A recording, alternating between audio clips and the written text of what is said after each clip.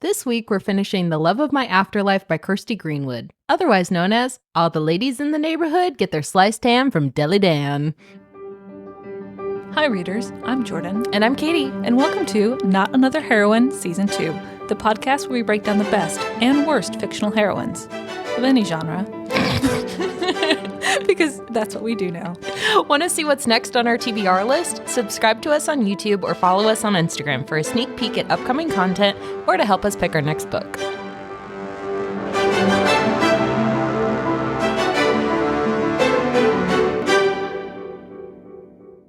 Part 3, The Love of My Afterlife. Woo! They just fucked, which is not our episode title, but is a very close second. Yeah, because, I mean, it is true. They just did the deed. It was a well done scene. Yeah. Because I feel like we talked about it, but I'm very glad it wasn't over the top. No, I don't care enough about Delphi, and I don't want to know more about her bits than what was already described in the running outfit. Delphi and her bits. Anyways, for a total vibe kill, they get back to their apartment complex and they see Mr. Yoon getting into the back of an ambulance. Poor Mr. Yoon. Yeah. It's also cute because I think what he was diagnosed with was indigestion and a panic attack. Honestly, same. Being postpartum, that is legit. Really? Yeah. There's all kinds of stuff that's not fun going on with my body right now. Oh, no. Anyways, they go to the hospital. He's fine. I think this is when Delphi has sort of self-realization that she doesn't want Mr. Yoon to be alone when she obviously dies in the next 3 days. Well, and she also realizes that she doesn't want to waste her fucking time chasing Jonah, the fucking furry boy. Mr. Cat. Yeah. So she's like, why waste my time chasing this guy who clearly thinks I'm a psycho, because she is. Fair. And I'd rather spend my time with Cooper. Why would I spend time chasing Mr. Broadway Musical when I could fuck Kylo Ren? Exactly. Yeah, which fair. It wouldn't even be a debate in the first. It's one of those obviously. Anyways, dark, next question. brooding lightsaber. Mm-hmm. Cats. Jazz hands. Oh, man. Okay. So, what is also kind of nice is as Delphi and Cooper return to their apartment building, they run into this. I love the description of this woman who's standing outside of Cooper's apartment, and she's described as Wednesday Addams walking for Chanel. Oh, yeah. Which, what a great turn of phrase. What a great way to describe someone, because I can exactly picture what that woman looks like. Vividly. Goals. Yep. Honestly. Okay, let's be real here. Yeah. And Cooper makes it very obvious to Miss Chanel that he is with Delphi, he's dating Delphi, and goodbye. And that's it. And Delphi's like, well, that was kind of cool. Okay. We're together now. Point for Kylo Ren. Mm-hmm. I don't know what happens after that. I think Delphi decides to throw a party of sorts at the library. Yeah, because she's like, oh, well, I'm dying in 3 days. I'm going to make the most of my time. I want to make sure Mr. Yoon, who could also actually die in the next 3 days because he's old. Old. Also gets to enjoy life. Because we haven't really talked about it a lot, but Mr. Yoon Mr. Yoon is mute due to his damaged vocal cords as a child, but he's a violinist. Yep. And Delphi stumbled upon a photo of him with a trophy and a violin, and it caused a little spat at the time, but they've resolved it. It's fine. Yes. We're speeding through a few plot points here. Yeah. And so she hurdles. She basically enlists the assistance of all of the friends that she made on this adventure. Oh, great. We've reached the point of the story. Oh, we can have friends and enjoy life. And here's Frida and Alid and Deli Dan, who's apparently kind of a daddy. I was so intrigued by Deli Dan. I know. I want Deli Dan. Okay, because do you know who Paul Hollywood is? I have Gooks, so oh my Mr. God. Gooks If you watch Great British Baking Show, oh my God. Paul Hollywood. Yeah. This is Deli Dan. Ooh, hottie. So the character descriptions, like the physical descriptions, are all very, very good. I will say that for this book. Yeah. So backstory with Deli Dan, aka Paul Hollywood. Deli Dan. So the pharmacy that Delphi works at is run by, I forget her name. It's a mother-daughter duo. Leanne and Jan or something. And Jan. Leanne is the pharmacist. That's the daughter. Her mom is like a secretary assistant type. And Jan always goes to the local deli to get sandwiches for lunch. And she has had a huge crush on Deli Dan, who's a silver fox. Oof. Man. And everybody likes him. All the ladies in the neighborhood get their sliced ham from Deli Dan. Oh my God. Okay, can we? Hold on. We need to take a moment.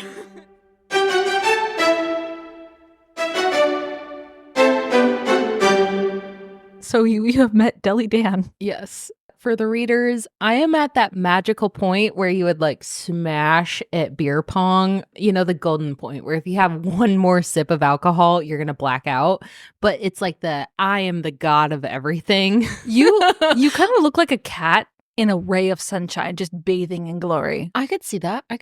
I am going to offer you a side quest. You know, in like the little like, yeah, you're like, that's suspicious. That is me. The side quest is finishing this book. Good luck to all of you. Yeah.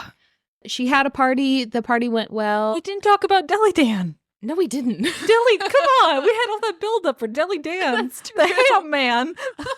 Ham man.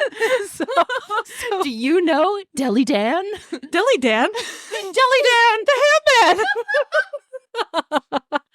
Oh, that was a little callback to Shrek, if those are interested. Oh my God, we're losing our minds.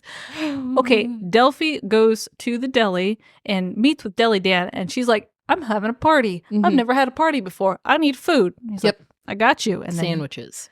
He's like, I got sandwiches. It's expensive. Yeah. But he says yes. And then she's like, can you do alcohol? Hell yeah, I can do alcohol. I know, he does not even blink. He's like, do you want champagne or shooters? But the cutest fucking thing is, so Jan's going to be there. Jan is going to be there? Like the pharmacy Jan? The Jan. And Delphi's like, fuck yeah, Jan's going to be there. And Dan's like, I will fucking be there. I got you. Okay, so Jordan sounds crazy, but that is literally how this dialogue goes. That is how the whole scene goes down. And there's just like a line of other ladies like looking sultrily at Deli Dan. That's not a word, but I mean, it's a feeling, a vibe. Deli Dan. I feel like Deli Dan is sometimes more attractive than R.L. Cooper. Oh, 100%. And way more attractive than Jonah. Yeah. Oh, yeah. Jonah, Mr. Katz. Absolutely. But a man who knows how to handle his ham. Like ham. Yeah. I could smash one of those like deli Italian subs. See, this is why I read Mafia Romance, you know. Oh, I forgot. Italian Americans. I'm going to read that today. I'm going to start that. It's so trashy. It's, again, the 2 a.m. Taco Bell run. This is a reference to our pick of the week, The Sweetest Oblivion, by the way. Yes. Don't judge me about it. Deli Dan gets sandwiches for the party. The party is at the library. Alad hosts it, and he's like, it's totally fine. I'm in charge. Like, you can have the room. Whatever. That does not happen in real life. No. And it's in a music room of all places, and so it's beautiful and large. I will say, we don't have great libraries here on the West Coast. No. But my friend lives in Chicago, and she lives like a block and a half away from the library. It is the most beautiful library I've ever been inside. It's like 5 stories. There's an inside garden. I forget what it's called. It's like an atrium. Excuse me? And there's plants and courtyards, and it's the most beautiful thing I've ever seen in my life. What? I know. So readers, if you happen to be in Chicago or live in Chicago, 1, I am jealous of your library. 2, please go to the library. It's near Printers Row, is that particular branch. Chicago. Okay. I was like, that means nothing to me. Anyway, party happens. Lots of people show up. Delphi suddenly has friends who know her and like her and love her. And, oh, great. It's not so hard being a human and living this life. And so, cue existential crisis. She's like, why do I not want to live? I do want to live. And so she decides. You were very decisive with that. I thought I was right and I am not. She went to Jen's house confronts Jen. She's like, Jen, you're kind of a fucking bitch. And Jen's like, yeah, that's fair, but you stopped inviting me to your house, and so I decided to bully you because that's a logical fucking This is so dumb. Yeah. I am very upset actually about how they handled the school bullying piece because it was resolved seemingly in one interaction between Jen and Delphi, where Delphi confronting her and Jen being like, yeah, I thought we were friends, and then you said I can't come over anymore, and so I hate you. And I decided to bully you. And I also, now as a parent, since I've been a mom for 3.5 months, it was kind of grody, the like sort of subtext that she's in an unhappy marriage and she doesn't want to be a parent, and there's like shit all over the house from her kids, and she's like drinking wine at I think like 2:00 in the afternoon. Like it was just a bunch of icky vibes. Like you can be a bully and not be like unhappy with your life, maybe. I don't know. It felt kind of like you didn't need to. It was a very like slipshod generation of a character. Yeah. Like yeah. All of these characters are just created to serve a purpose, and they're very superficial. Superficial, yes. Including Delphi, including our protagonist, which is frustrating. So but she confronts Jen, gets an address for Jonah because that's not even more creepy. Yeah. Jen's like, yeah, I know him. Here's his phone number and his address. You can go right there. And Delphi's like, all right, I need to live so I can spend my time with Cooper because I love him. And Cooper. God. Yeah. So she goes back to the party and she's like, Cooper, I need you to drive me somewhere. This is going to sound crazy, but I died 8, 9, 10 days ago. I showed up in a laundromat and this crazy girl named Merritt who loves romance novels was there. And Cooper, instead of saying what you would expect him to say, he's like, okay, I'll drive you. Yeah. Like, what? Okay, so then Cooper and Delphi get into the car. Cooper drives them. And then they get hit by a truck and they both die. And I wish the book ended there. It should have. There were the next like 2 or 3 chapters, you could have ended at any point and it would have been better than what happens at the ending. Get in a car accident. They both show up at the laundromat. Surprise! Merritt is actually M. As an M, not E-M. Yeah. Which is Cooper's twin sister. And that's why he believed Delphi when she was like telling this crazy story about going to the afterlife and meeting this girl who is obsessed with romance novels, because that's his twin sister. And his twin sister was obsessed with romance novels. And she's like, oh my God, Cooper, you're back. And then we find out that Merritt kind of made this whole convoluted plot so that Delphi could meet her brother. But like not. It's weird. Like I didn't see this coming. Did you see Merritt and M being the same person? Nope. Okay, neither did I. And I don't know if that's because I just didn't care enough to think about the story or if that was just so kind of out of the woods that... Yeah, I didn't. I was like, oh, that's a cool, happy coincidence. And then she has a couple like giant ass paragraphs of explanation. I'm like, I don't have time for this. Don't care. Yeah. So all of a sudden Delphi wakes up, and that's because Jonah. Jonah coming in at the last minute. He even wore a tail and some ears this time. No, not really. He's in a furry suit. He's in a furry suit. It's like, I just happened to be walking by on my next audition. But slightly less believable, but still kind of crazily unbelievable. He was in his house, heard the explosion of this car crash, came outside, did CPR, brought Delphi back to life. He's like, wow. Who are you? I feel like a connection. I know, like, you creeped me out a few weeks ago because you pulled me into a closet and told me to kiss you, and that was weird. But, like, I feel a connection. There's no fucking way. I'm sorry. There's not no a chance in hell. Okay, so a man pulls you into a closet, and he's like, we are soulmates. Okay. Fuck you. 9 red flags. And then somehow he gets into a car accident outside your house and you do CPR, and like all of a sudden magically that makes you like attracted to him. I'm sorry, no. But girl, there's no fucking way. No way. Absolutely not. And so he kind of like follows her along for the next like 2 or 3 weeks. She's in the hospital, super depressed because Mr. Cooper is in a coma. You just whipped out there. Yeah, he's in a coma. He's gonna die. Yeah. Well, he should have died. Okay, well, he should have died. We'll talk about what should have happened in this book, but he's in a coma for a long time. Delphi is super depressed because she wakes up and Cooper doesn't, and she realizes, oh, I'm in love with him. And I love him. Great, but Jonah is now in love, or thinks he could be in love with Delphi, and he's kind of following her around and be like, hey, so that guy that you were in a car accident with, like, how serious is that? Because, like, soulmates, right? He's like one of those golden retriever puppies that like kind of like trip over themselves. Ryan Gosling from Barbie. Yeah, he's a Ken doll. This Ken doll does CPR. Sorry. Yeah, I mean, that's exactly spot on. So that's kind of what happens. And so Delphi exits the hospital. She's beaten and bruised and has some recovery time. But this is her wake-up call to life. This entire last 10 days of existence has been her like, oh, I can have friends and people look out for me and people love me and like I can enjoy life and not be a bitch. And this is sorry. I mean, accurate. But that's something that kind of reoccurs throughout the book is people accuse her of being like, you were acting like a gigantic bitch. And she's like, yes. And because you were talking about being bothered by it and I didn't even pick it up. But now that you talk about it, they do kind of take this very aggressive stance on her just not wanting to talk to people. And they're like, you're a bitch.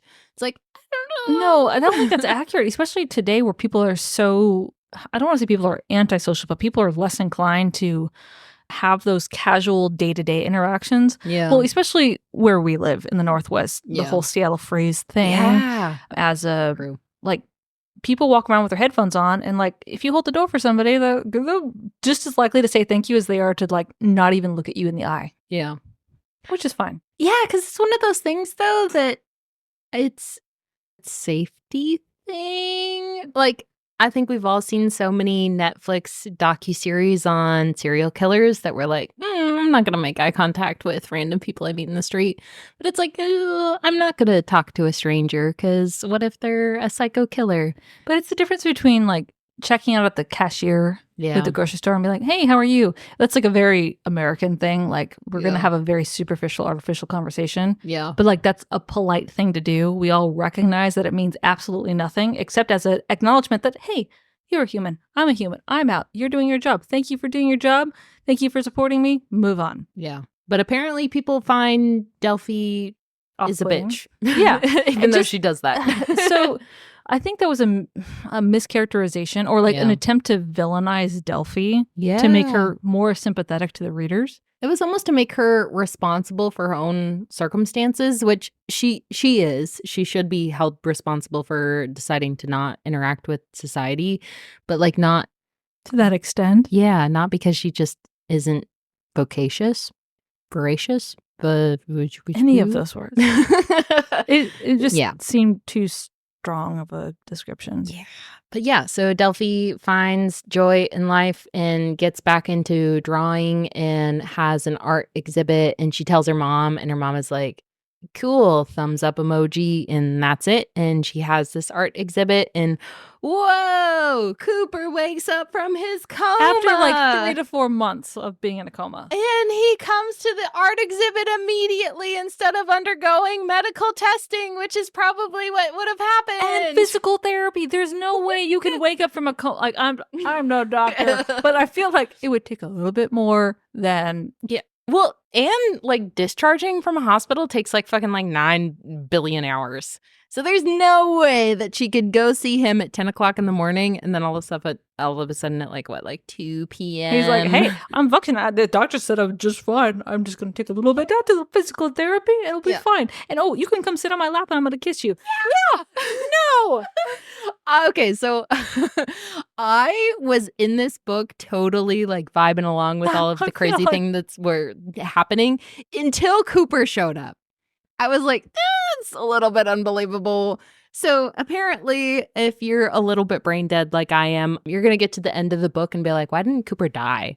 Because it would have been so much more interesting had this book been like 200 more pages longer and Cooper dies and Jonah, who's now pursuing Delphi, actually makes a case and Delphi recovers from her mourning and her loss because really she's only been with him for like 8 days. 8 days. And then she falls in love with Jonah because there are 5 soulmates in the world, according to this universe. Or what is that book or the movie that the guy has to defeat the 12 other boyfriends.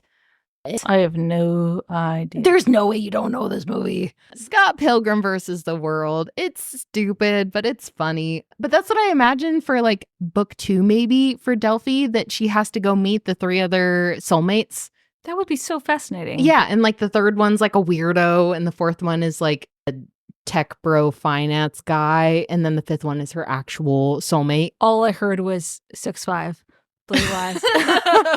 Trust fund. I love that audio. But yeah, any of that would make this more interesting than Cooper coming back to life in a wheelchair. Than what we actually read. Sigh. In conclusion, They kiss in the end. they kiss. Yes.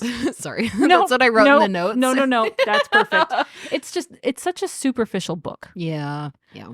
It's like It's a beach read. It's like someone's creative writing assignment. Wow. Yeah. That felt a little harsh. Yeah. No, that's 100% true though. Like one of those that you read and you're like, oh, this is good. You but gotta like send a message and create some okay. interesting characters, but not do it very well. Yeah, the one that you like thumbs up emoji instead of like writing about all the problems. You're like, no, that's above my pay grade. I can't do that. Thumbs up. But yeah, It's great for non-readers. Yeah. Yes. As like a gateway drug. Mm-hmm. Yep. That's what I would say. And then you jump into Real books. Bloody, Slutty, and Pathetic. Yeah. No, do not do it. Do it. Says Jordan, who tapped out at 30%. Hey, I got through some of the Priscilla and Neville scenes. Like, I was about to say Neville. Priscilla? I just paired Priscilla and Neville together. Fancy went over the side of a bed and got like deep throated by Neville, and Jordan tapped out. I didn't think we were going to get that bit of a description, but we sure I can't breathe. That was the Love of My Afterlife. Kirsty Greenwood. From our shelf to yours. We'll see you on the next page.